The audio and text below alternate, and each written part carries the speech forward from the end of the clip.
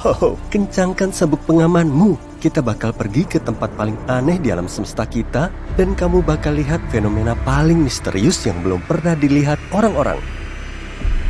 Baru-baru ini, para astronom menemukan bahwa lubang hitam supermasif di pusat galaksi Bima Sakti mungkin bocor.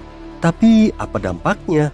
Kemungkinan lubang hitam ini yang disebut Sagittarius A-star yang masanya 4,1 juta kali masa matahari kita bukanlah lubang hitam raksasa tidur seperti perkiraan dulu, melainkan mungkin masih aktif. Dan kebocoran yang dicatat oleh para ilmuwan mungkin adalah cegukan lubang hitam saat menelan awan gas. Hei, aku juga sering cegukan. Selama penelitian, tim astronom menggunakan teleskop luar angkasa Hubble yang membantu mereka menemukan jet yang tampak mirip obor las. Jet itu mendorong awan hidrogen di pusat galaksi kita. Jet itu seolah memuntahkan gas seperti selang yang diarahkan ke tumpukan pasir. Hal ini sering terjadi di sekitar lubang hitam aktif lain yang dikelilingi oleh materi yang ditarik oleh tarikan gravitasi besarnya. Beberapa materi ini ditarik ke dalam lubang hitam, tapi sebagian kecilnya tersapu keluar oleh medan magnet yang kuat. Penelitian menunjukkan saat terlalu dekat dengan lubang hitam supermasif kita, awan gas raksasa bakal tertelan. Lalu, lubang itu menyerdawakan semburan kecil materi. Gelembung Fermi mungkin merupakan hasil dari serdawa yang terjadi sekitar 2-4 juta tahun lalu. Namun, baru-baru ini para ilmuwan menemukan gelembung gas panas raksasa bersinar lain. Gelembung itu sejajar dengan jet yang membentang sepanjang 35 tahun cahaya atau lebih dari lubang hitam supermasif. Para astronom menduga jet itu bisa saja menabrak gelembung gas ini dan menggembungkannya. Nah, mari kita kunjungi tempat menakjubkan lainnya di alam semesta kita. Tapi hati-hati, beberapa di antaranya sangat berbahaya. Misalnya bintang neutron berputar bernama pulsar Black Widow ini. Sama seperti nama laba-labanya, pulsar ini mengunyah pasangannya, bintang kate coklat yang ringan. Makin banyak bahan yang dikonsumsi pulsar ini, makin lambat putarannya. Energi yang hilang dari bintang neutron dalam proses tersebut menyebabkan bintang pengiringnya menyusut. Jika memang ada, pasta nuklir adalah materi terkuat di seluruh alam semesta. Pasta ini terbentuk dari sisa-sisa bintang yang padam. Zat ini teremas menjadi materi kusut mirip spaghetti. Pasta ini bisa patah dengan syarat kamu menerapkan 10 miliar kali tekanan yang dibutuhkan untuk menghancurkan baja. Mau pergi ke planet hujan kaca? Aku sih enggak. Eksoplanet biru terang ini terlihat damai dan gak asing. Bentuknya mirip bumi kan? Tapi penampilan cantiknya menyembunyikan sifat menakutkan planet ini. Angin bertiup dengan kecepatan 8.700 km per jam di permukaannya. Itu 7 kali kecepatan suara. Tapi bukan cuma itu, di sana hujan kaca menyamping di dunia asing yang panas terik ini. Tsunami surya adalah fenomena matahari yang dijuluki peristiwa Terminator. Tsunami ini terjadi di ekuator matahari. Tabrakan medan magnet yang menghancurkan menyebabkan tsunami plasma kembar yang sangat besar. Tsunami ini merobek permukaan bintang, bergerak dengan kecepatan 305 meter per detik. Tsunami ini bisa bertahan selama berminggu-minggu dan terjadi setiap sekitar 1 dekade. Lihatlah objek antariksa ini. Julukannya adalah Electric Hyperion. Bulan Saturnus ini adalah salah satu bulan yang paling aneh di tata surya. Tapi bukan penampilannya yang paling aneh. Batuan mirip batu apung yang punya banyak sekali kawah ini juga bermuatan listrik statis yang mengalir keluar angkasa. Lihat ini, planet pengembara yang punya aurora. Tersesat di luar angkasa dan hanyut melintasi galaksi, planet pengembara terlempar jauh dari bintang induknya. Tapi salah satunya 200 tahun cahaya dari bumi, berbeda dari yang lain. Ini adalah objek seukuran planet dengan medan magnet yang 200 kali lebih kuat daripada Jupiter. Saking kuatnya, medan ini menghasilkan aurora yang berkedip di atmosfer planet ini. Selalu jauhi lubang hitam, gak perlu diingetin kan? Yep, lubang hitam adalah salah satu objek paling berbahaya di alam semesta. Tapi bagaimana dengan lubang hitam ini? Gak kayak saudaranya yang masif, lubang hitam ini hipotetis bisa sangat kecil. Lebih kecil dari atom. Meski begitu, satu lubang hitam mini bisa punya massa setara 1000 sedan. Sebuah teori menyatakan bahwa bertonton lubang hitam mikro bisa tercipta tepat setelah Big Bang dan permulaan alam semesta. Beberapa ilmuwan bahkan mengatakan beberapa lubang hitam mini melewati planet kita setiap hari. Aku yakin kamu bakal suka tempat berikutnya, planet es yang terbakar. Eksoplanet seukuran Neptunus Gliese 436b adalah sebuah paradoks. Planet ini terbuat dari es panas membara. Planet ini menyelesaikan satu orbit penuhnya di sekitar Katai Merah Gliese 436 hanya dalam 2 hari. Artinya, dia bergerak sangat dekat dengan bintang induknya. Mungkin itu sebabnya suhu planet jarang turun di bawah 427 derajat Celcius. Tapi ada yang lebih aneh. Planet ini punya volume es air yang sangat besar, yang dikenal sebagai es X, yang tetap padat meski suhunya sangat panas. Nah, kalau kamu suka perhiasan, dunia berikutnya cocok untukmu, planet berlian. Sekitar 4000 tahun cahaya dari bumi, ada planet yang mirip berlian raksasa. Planet ini lebih padat daripada planet lain yang ditemukan sejauh ini, dan sebagian besar terdiri dari karbon. Saking padatnya, para astronom mengira karbon ini mungkin berbentuk kristal. Bisa jadi sebagian planet ini adalah berlian. Bulan yang mengorbit bulan lain mungkin ada, atau mungkin juga tidak. Para astronom belum sepakat soal ini. Planet mengorbit bintang dan bulan mengorbit planet. Lantas, kenapa nggak ada bulannya bulan? Yang mungkin kita namakan subbulan aja atau bulbulan. Kayak nama lagu ya, bulbulan. Tapi bukan ya. Peneliti mengeklaim bulannya bulan mungkin ada, tapi bulan inangnya harus cukup masif, bulannya bulan cukup kecil, dan harus ada jarak lebar antara kedua bulan ini dan planet inangnya. Sekarang, aku mau membawamu ke galaksi fosil hidup. Besar DigiSat-1 setara Bima Sakti, tapi hampir nggak terlihat karena bintang-bintangnya tersebar sangat tipis. Namun, yang membuat galaksi ini unik adalah galaksi ini berdiri sendiri. Nggak kayak galaksi sejenis lainnya, itu biasanya ditemukan dalam bentuk gugusan. Artinya, DigiSat-1 terbentuk di era yang berbeda, mungkin 1 miliar tahun setelah Big Bang. Kalau benar, galaksi ini adalah fosil hidup sejati. Nah, kamu nggak bisa melihat fenomena luar angkasa berikutnya.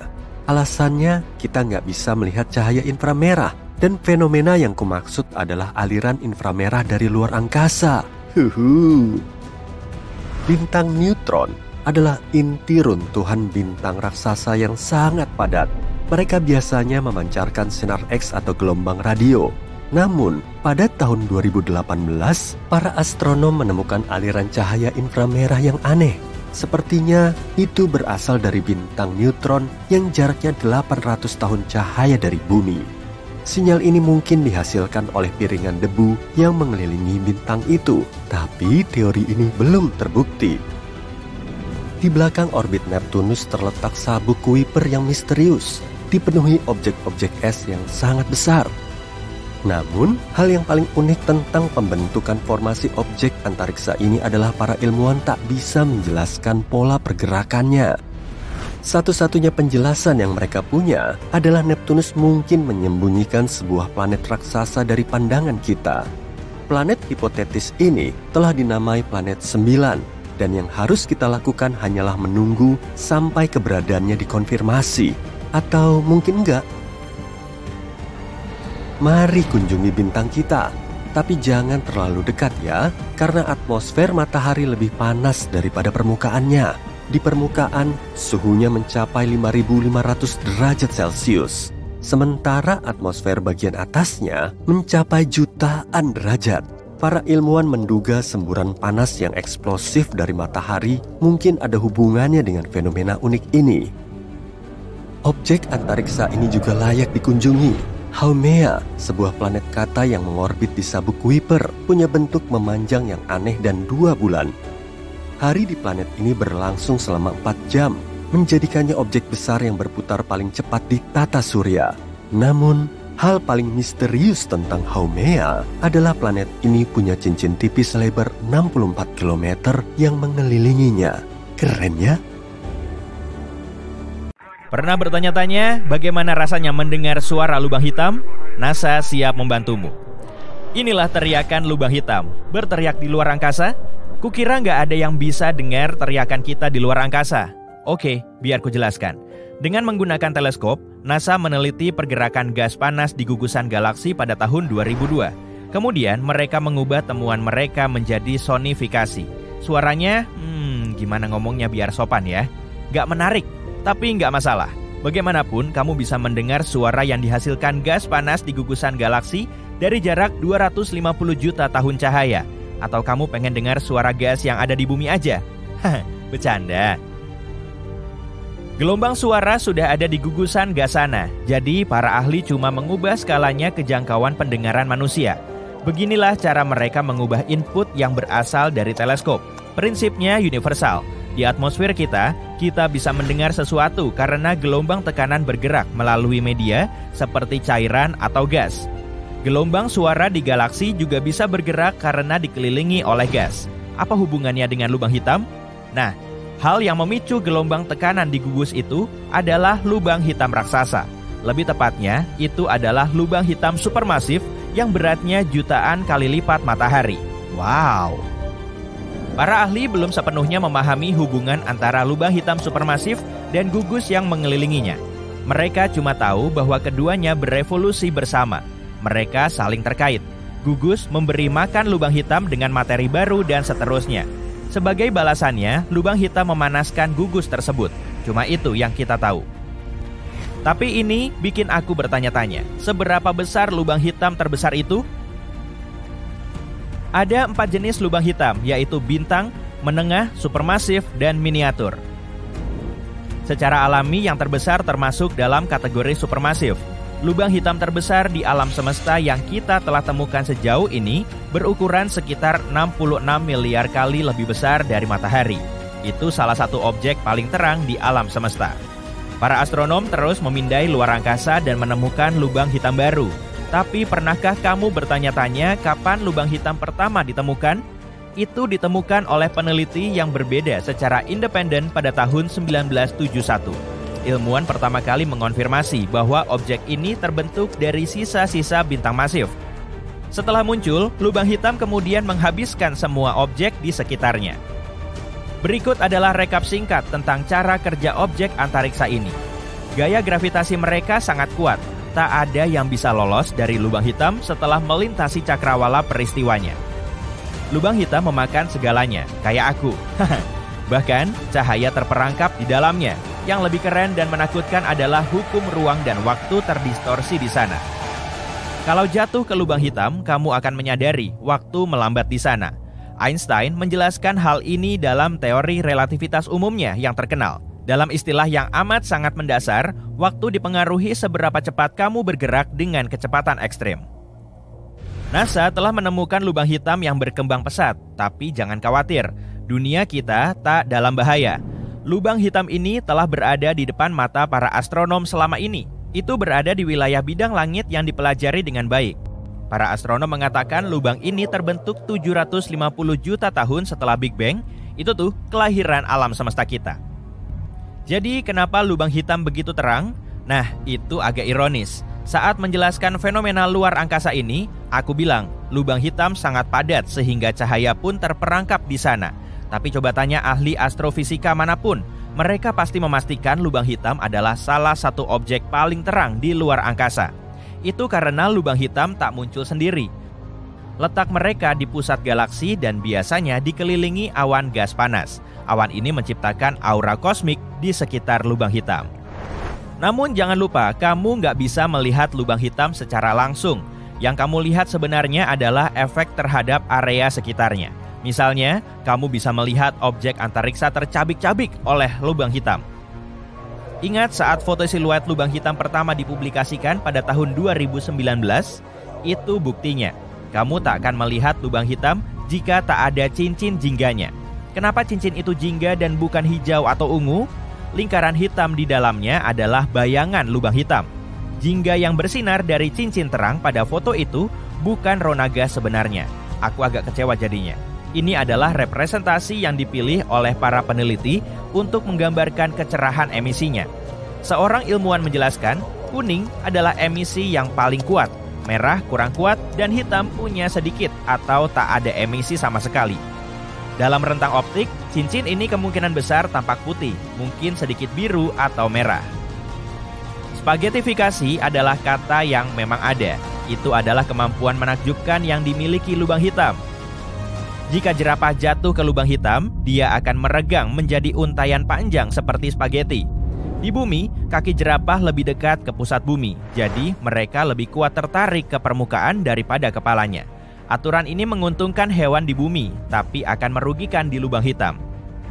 Di dalam lubang hitam ada gravitasi ekstrem. Makin dekat kaki jerapah ke pusat lubang hitam, makin besar tarikan gravitasi yang meregangkannya. Dan makin dekat ke tengah, makin cepat kakinya bergerak.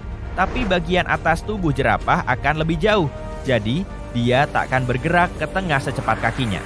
Dan spagetifikasi pun terjadi. Boleh tambahin bakso nggak? Nggak? Oke.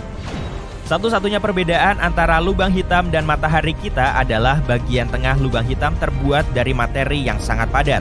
Materi itu memberi lubang hitam medan gravitasi kuat yang bisa menjebak segalanya, termasuk cahaya. Inilah sebabnya kita nggak bisa melihat lubang hitam. Kamu tahu nggak? Secara teoritis, kamu bisa mengubah apapun menjadi lubang hitam. Misalnya, kalau kamu mengecilkan matahari hingga diameternya 6 km. Kamu akan mengompresi materi di dalamnya menjadi sangat kecil. Ini akan membuatnya sangat padat, sehingga bintang kita akan berubah menjadi lubang hitam. Kamu bisa melakukan hal yang sama dengan planet atau bahkan tubuhmu sendiri. Apa ada sesuatu yang disebut lubang putih atau itu cuma mitos? Lubang putih ada dalam teori. Secara teoritis, sifatnya berlawanan dengan lubang hitam. Tak ada yang bisa memasukinya. Fisikawan menganggap lubang hitam dan putih sebagai yin dan yang atau dua sisi dari mata uang yang sama. Bagi mereka, lubang putih terlihat persis seperti lubang hitam yang mengeluarkan berbagai materi. Namun, keberadaan lubang putih belum terbukti. Bagaimana dengan lubang cacing? Ada begitu banyak film tentang lubang hitam dan lubang cacing. Seberapa nyata atau fiksinya film-film ini? Beberapa orang meyakini lubang hitam berfungsi seperti lubang cacing. Kamu masuk ke dalam dan keluar di bagian lain alam semesta. Karena kita masih harus banyak belajar dan menemukan tentang fisika, tak ada yang bisa membuktikan teori ini salah atau benar. Astrofisika mengatakan, kita perlu punya teori solid yang menyatukan relativitas umum dengan mekanika kuantum. Lubang hitam adalah salah satu struktur terbesar di alam semesta, tapi mungkin ada spesimen kecil lain. Massa lubang hitam terkecil yang kita ketahui cuma 3 kali lebih besar dari matahari kita. Ternyata lubang hitam bisa menghilang. Stephen Hawking mengembangkan teori radiasi Hawking. Menurutnya, radiasi menurunkan massa dan energi rotasi lubang hitam. Dan akhirnya mereka menguap. Namun proses ini terjadi sangat lambat, kecuali kita membahas tentang lubang hitam kecil. Para astronom telah menemukan lubang hitam yang sulit ditangkap di galaksi tetangga. Apa yang membuatnya istimewa adalah fakta bahwa ini lubang hitam bintang pertama yang tidak aktif di luar galaksi kita.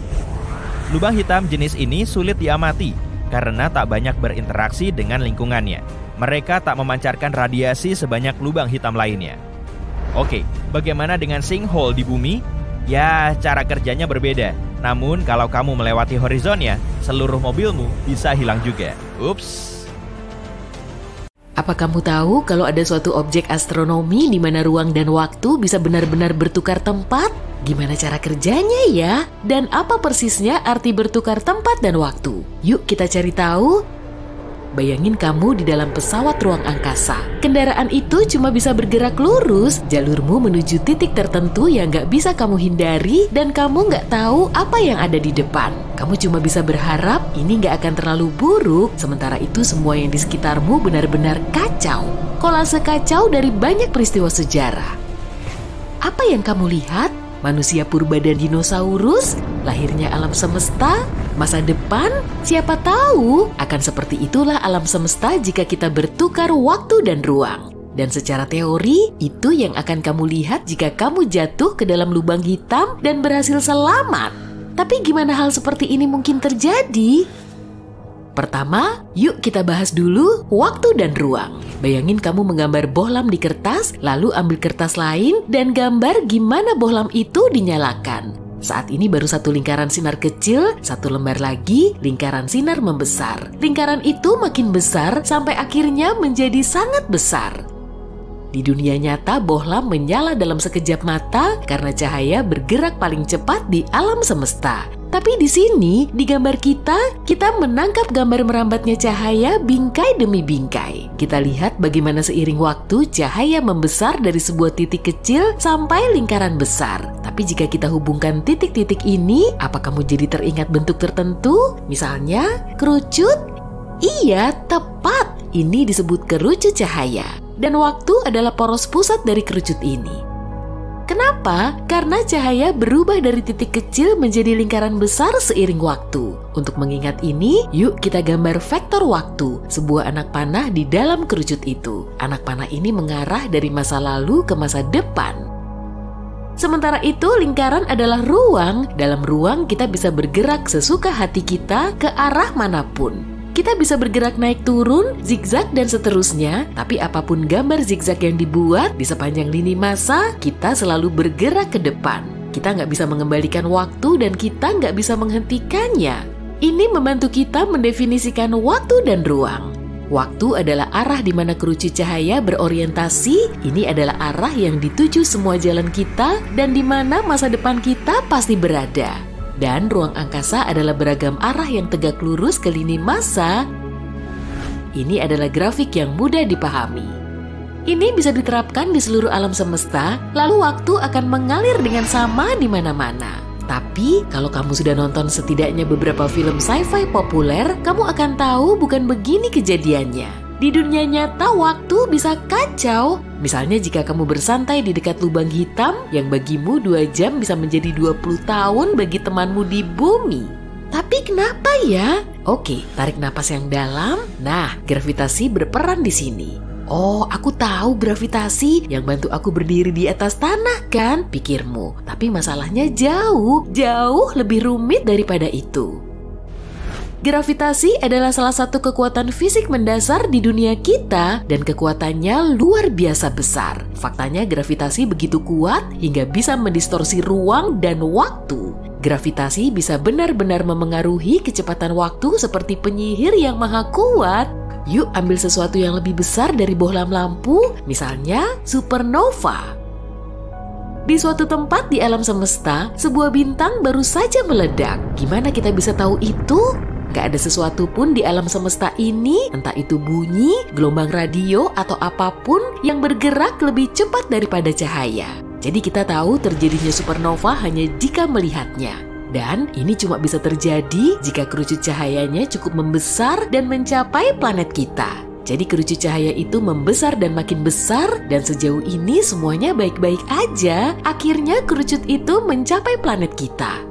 Tapi ada kekurangannya nih. Kamu tahu kan, planet kita masif, sangat masif. Dan gravitasinya juga kuat sekali. Terus apa yang terjadi? Gravitasi mengubah arah kerucut cahaya mulai ditarik ke pusat planet. Dan dengan ini ditarik pula anak panah waktu. Itu artinya gravitasi memperlambat waktu dan makin dekat kerucut cahaya ke kita, makin membengkok anak panah itu, serta makin lambat waktu berjalan. Apa artinya? Misalnya fakta bahwa arloji di pergelangan kakimu akan lebih lambat dibanding yang di pergelangan tanganmu. Kepalamu lebih cepat menua dibanding kakimu. Astronot di orbit bumi menua sedikit lebih lambat dibanding orang-orang di bumi. Hal-hal ini yang oleh para ilmuwan disebut teori relativitas umum. Tapi apa hubungannya ini dengan topik kita? Bagaimana kita bisa tahu apa yang akan terjadi jika kita bertukar ruang dan waktu? Jangan khawatir, kita hampir sampai kok. Sekarang bayangkan suatu tubuh kosmik yang memiliki kekuatan gravitasi luar biasa. Objek ini sangat membengkokkan waktu dan ruang hingga rasanya seperti tertukar. Ini lubang hitam mutlak menarik semuanya ke pusatnya, gak ada bintang, planet, atau cahaya yang bisa lolos dari sana. Katakan kerucut cahaya kita mendekati lubang hitam, pertama seperti biasa, waktu mulai membengkok ke arah pusat lubang hitam karena ditarik oleh gravitasinya. Tapi gravitasi itu sangat kuat, jadi waktu makin bengkok dan makin mendekati pusat, waktu berjalan makin lambat. Akhirnya kerucut cahaya itu melewati batas lubang hitam yang disebut horizon peristiwa. Pada titik ini kerucut cahaya menjadi begitu terdistorsi hingga sekarang benar-benar mengarah ke bawah. Bisa kita bilang kalau waktu sudah berubah arah. Waktu mengarah ke bawah? Omong kosong macam apa itu? Tanyamu.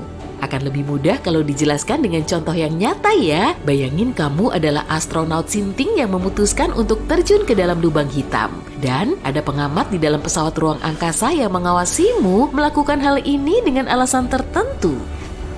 Awalnya bagimu nggak terjadi suatu perubahan apapun, kamu melihat arlojimu, 5 menit telah berlalu dan semua baik-baik saja. Tapi bagi si pengamat, pertama-tama kamu akan jatuh ke dalam waktu yang sangat lama. Pengamat sudah duduk di sana selama 50 tahun dan kamu belum selesai jatuh. Semua itu karena waktu telah melambat. Yang kedua, karena ruang juga sudah terdistorsi di dekat lubang hitam dan pengamat akan melihat bagaimana kamu mulai teregang mirip spaghetti. Omong-omong ini istilah ilmiah loh, proses ini disebut spaghettification. Lalu akhirnya kamu menyeberangi horizon peristiwa dan pengamat nggak bisa melihatmu lagi. Cahaya nggak bisa lolos dari lubang hitam hingga citramu nggak akan mencapai pengamat meskipun kamu masih ada di dalam. Gimana dengan kamu? Apa jadinya kalau kamu selamat begitu saja? Ingat, anak panah waktu mengarah ke pusat lubang hitam. Apa artinya ya?